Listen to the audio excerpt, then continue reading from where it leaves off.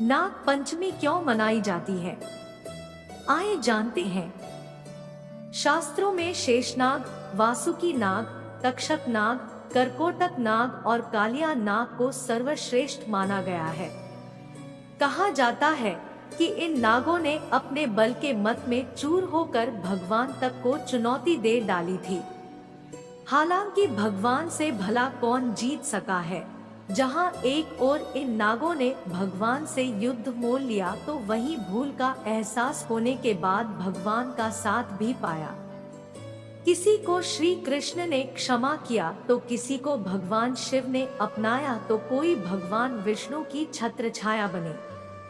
शेषनाग की बात करें तो ऋषि कश्यप और माता कद्रु के ज्येष्ठ पुत्र थे।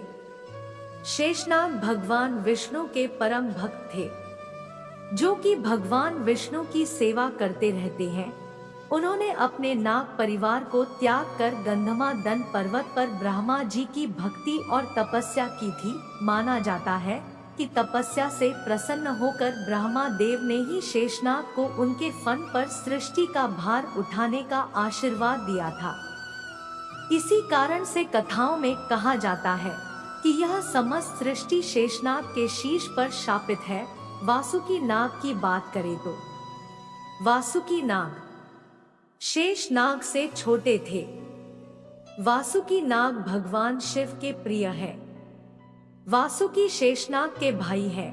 एक कथा के अनुसार समुद्र मंथन के दौरान वासुकी नाग को ही रस्सी के रूप में इस्तेमाल करके देवताओं और असुरों ने मेरु पर्वत को मथा था।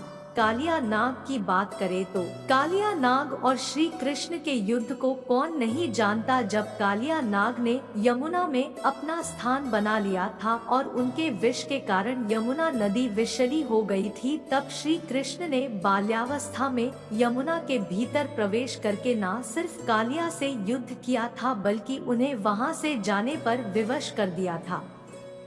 तक्षक नाग की बात करें तो तक्षक नाग कश्यप ऋषि के पुत्र हैं। माना जाता है कि पांडु पुत्र अर्जुन ने अग्नि बाण से तक्षक नाग ने पूरे परिवार को जलाकर मार दिया। इसी कारण से तक्षक नाग अर्जुन की मृत्यु की इच्छा पाले उन्हें मारने का बार बार प्रयास करते, लेकिन हर बार श्री कृष्ण ने अर्जुन की रक्षा की थी। ये इकलौते ऐसे नाग हैं जो नागलोक में रहकर पाताल में निवास करते हैं। करकोटक नाग की बात करें तो मान्यता है कि करकोटक भगवान शिव के गण थे। करकोटक भगवान शिव के अनन्य भक्त भी थे।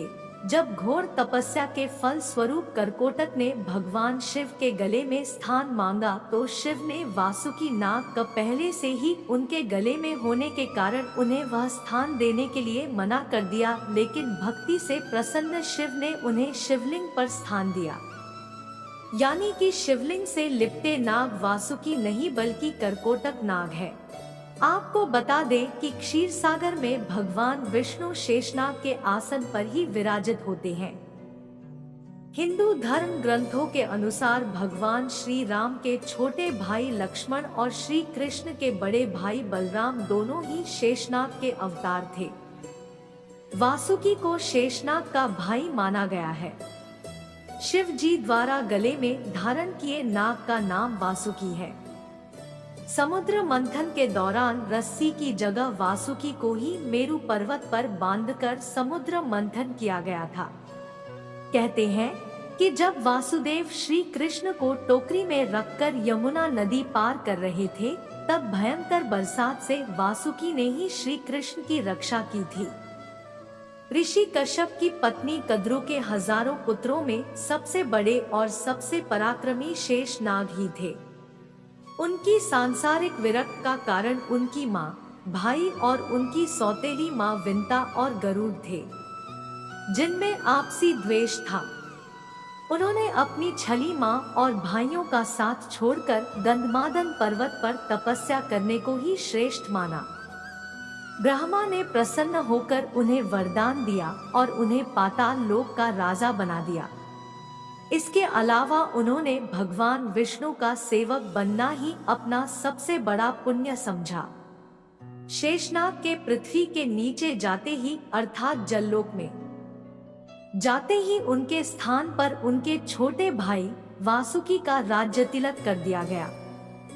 अगर आपको ये जानकारी अच्छी लगी हो तो चैनल को सब्सक्राइब करना, वीडियो को लाइक, शेयर करना और भगवान की ऐसी और दिव्य लीलाएं जानना चाहते हैं तो इस चैनल में विजिट करें। धन्यवाद।